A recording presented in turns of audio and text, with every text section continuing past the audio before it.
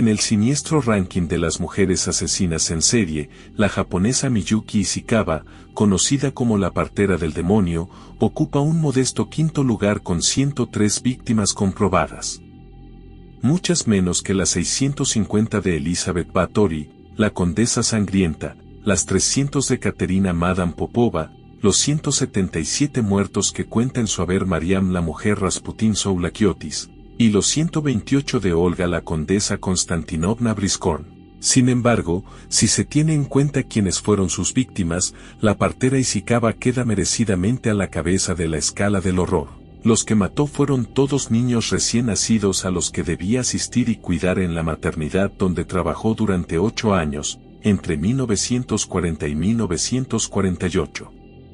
Cuando fue descubierta no negó esas muertes, pero hizo una salvedad. Dijo que ella no había matado a esos niños sino que los había dejado morir, lo que a su juicio era una cosa muy diferente. También aseguró que lo había hecho por 2 razones de peso: aliviarles la existencia a unos padres que no podían mantenerlos y evitarles a esos bebés el dolor de crecer abandonados y acosados por las privaciones.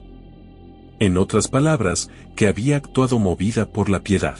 Aunque resulte increíble, con esos argumentos se ganó la simpatía de buena parte de la opinión pública en un Japón que vivía las privaciones de la guerra y, luego, de la derrota en la posguerra, convenció a los jueces para que le impusieran una condena irrisoria que ni siquiera llegó a cumplir por completo y, por último, abrió un debate político y social que llevó a la promulgación de la primera ley del aborto en el país. Para perpetrar sus crímenes contó con la asistencia de su marido y otros 3 cómplices, la vista gorda de las autoridades sanitarias de Yanagich, la localidad donde trabajaba, que no dudaron en aceptar sobornos para encubrir sus maniobras.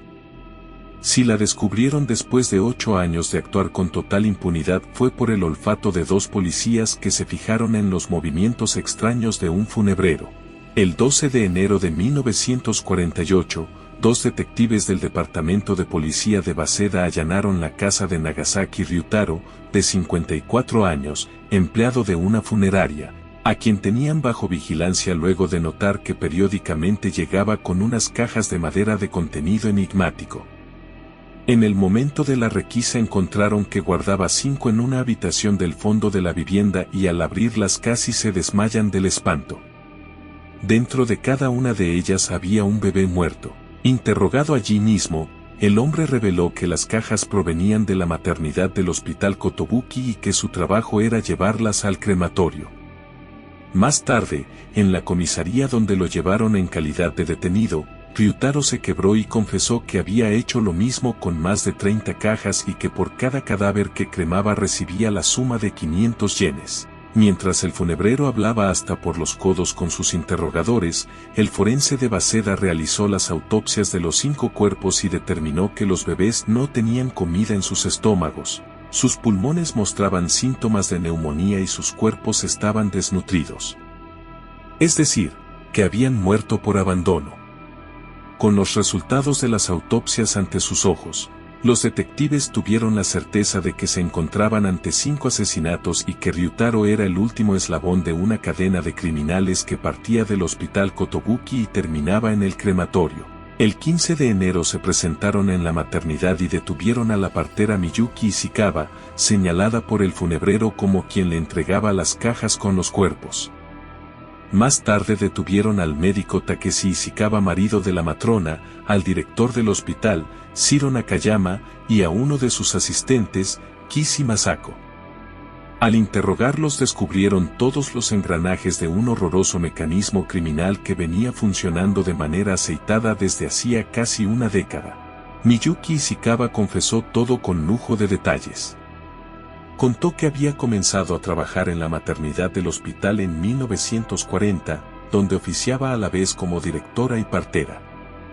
Una de las tareas de Miyuki consistía en revisar los reportes sobre los padres de los bebés que nacían en la maternidad y sus antecedentes, y así descubrió que muchos de ellos no contaban con recursos para mantener a sus hijos, y que la tasa de abandonos era altísima. Frente a los interrogadores, Explicó que su primera intención había sido encontrar padres adoptivos para esos bebés consultando con organizaciones de caridad y servicios sociales, pero que los resultados habían sido casi nulos.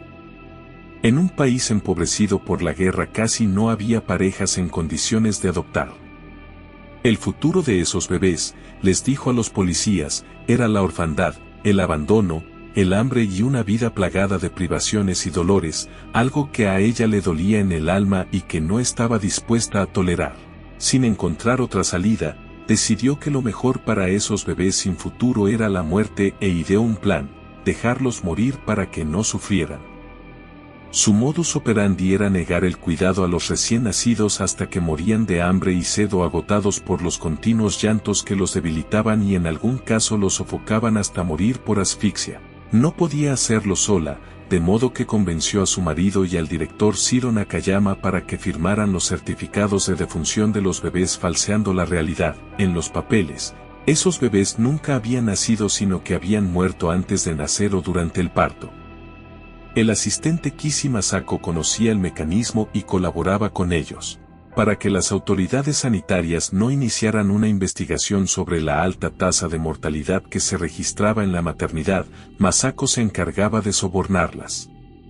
Para eso hacía falta dinero y la partera del demonio, como comenzaron a llamarla algunos medios cuando se conocieron sus crímenes y sus cómplices idearon la forma de conseguirlo. A los padres desesperados y las madres solteras dispuestos a abandonar a sus hijos recién nacidos o por nacer, la partera del demonio les ofrecía una solución, a cambio de 4.000 yenes. Ella les sacaría de encima la carga imposible de mantener a sus hijos.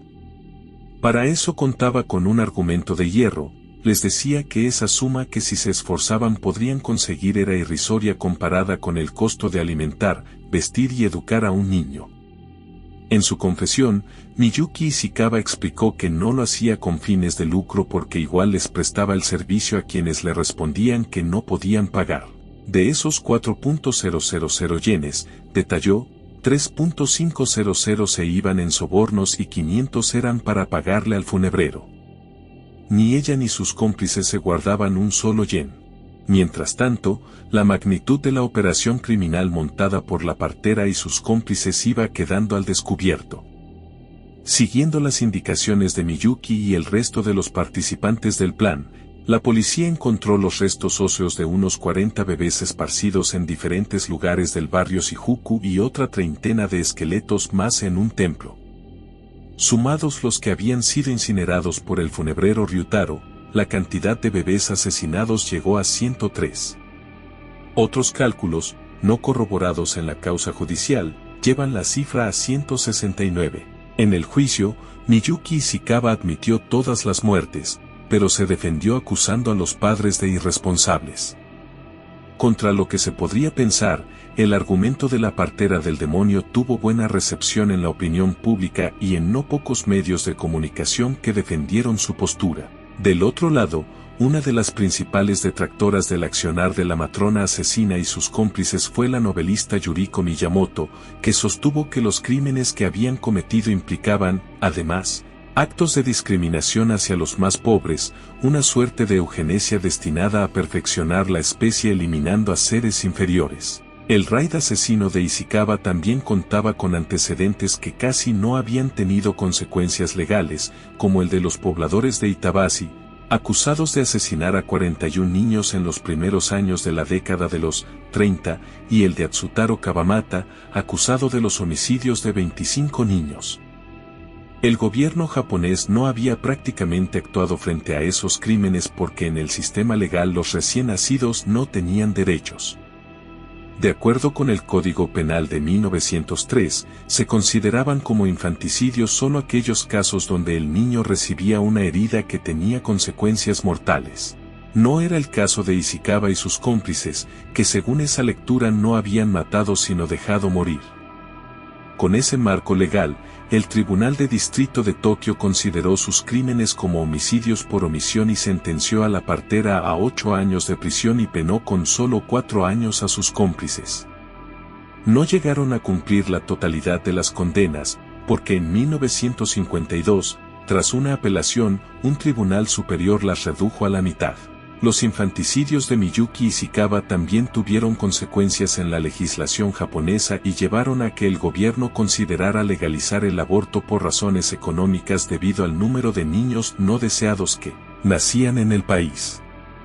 El 13 de julio de 1948 se sancionó la Ley de Protección contra el Cuerpo de la Madre, una norma que también estableció un sistema nacional de exámenes para parteras.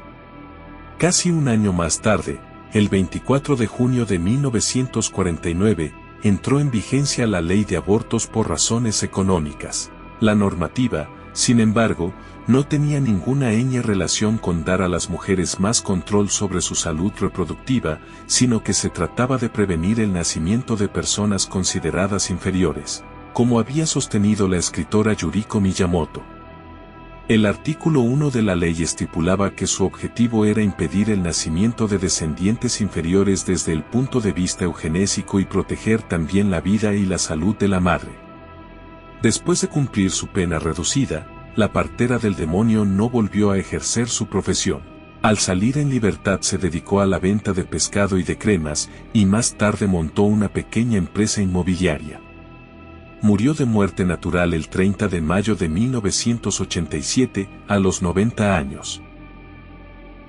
Y bueno amigos, hasta aquí el video. Si les gustó, no olviden dejar su manita arriba y compartir el video si es que lo desean. Activar la campana de notificaciones para que se les avise cuando subamos un nuevo video. También no olviden suscribirse a este canal. Por mi parte, esto sería todo. Nos vemos. Hasta la próxima.